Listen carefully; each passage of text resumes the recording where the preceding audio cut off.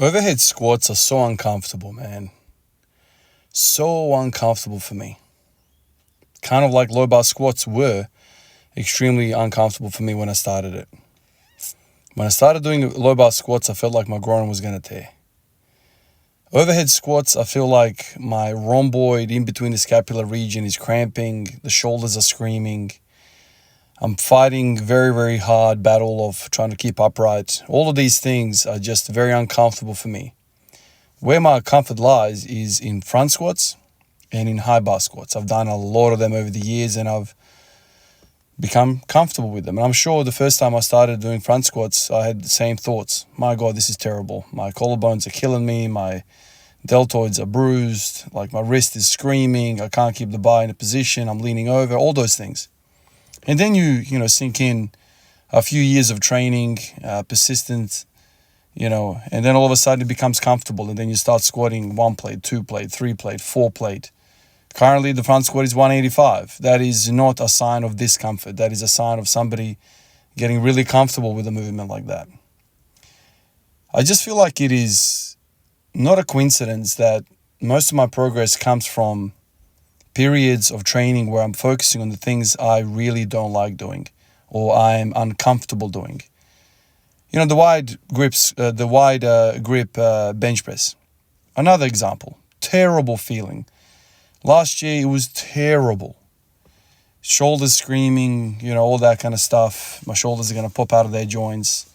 And then I just, regressed it all the way back to an empty bar and I started doing sets of 50. And then 1 week, 2 week, 3 week, all of a sudden I'm doing 2 plates really comfortably for sets of 20.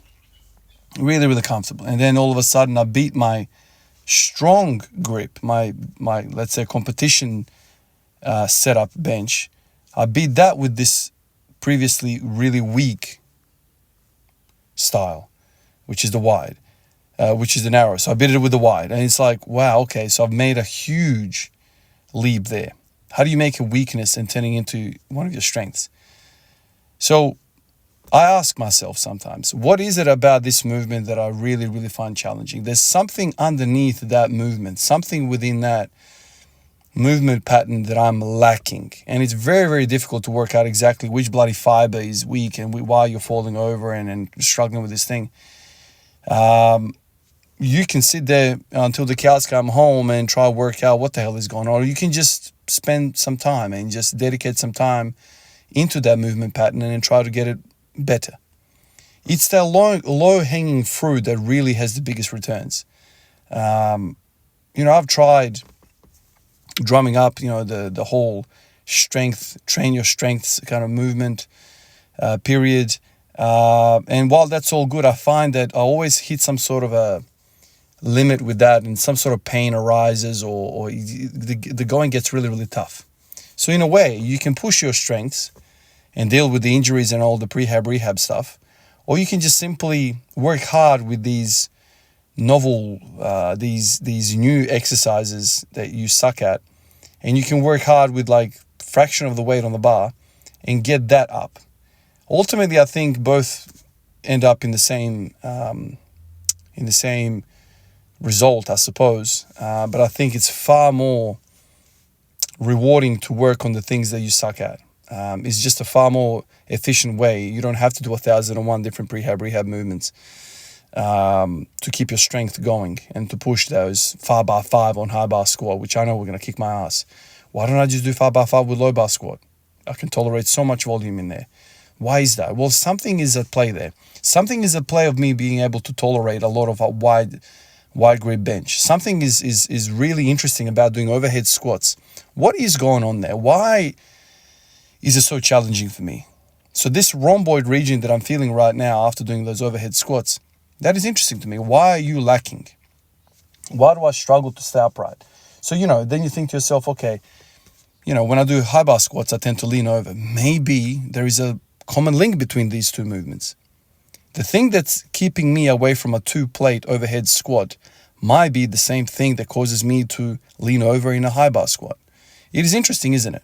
It's very hard to kind of work out exactly what's going on there, but you just go, that's interesting. Why is my overhead squat a little bit better than that? Something is holding it back. What is it? Who knows? But let's bring the overhead squat up. I don't know, man. to 2 plates, maybe 2.5 plates, and see what that does to the high bar squat. Maybe all of a sudden I start to squat more upright.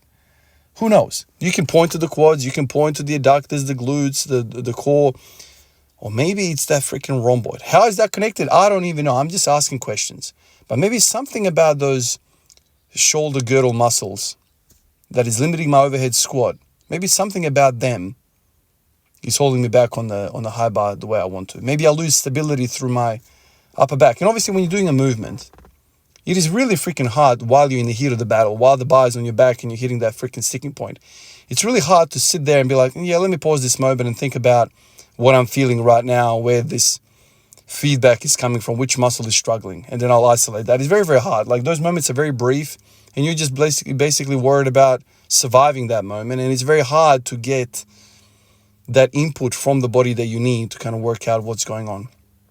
And, for a long time, I used to think to myself, just do a damn near 100% of your 1RM, and you'll work out what's lagging.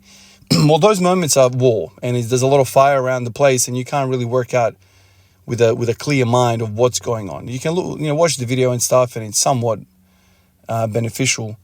I just think it's far better just to kind of run around the gym and do exercises which you find significantly struggling.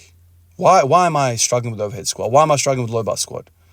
I don't really know, but you know what? I'm going to bring that shit up. I'm going to bring it up and see what the effect is going to be in my strong movements. You might be just surprised what happens. Really interesting stuff. Appreciate you guys like always, and I will catch you in the next one. Peace out.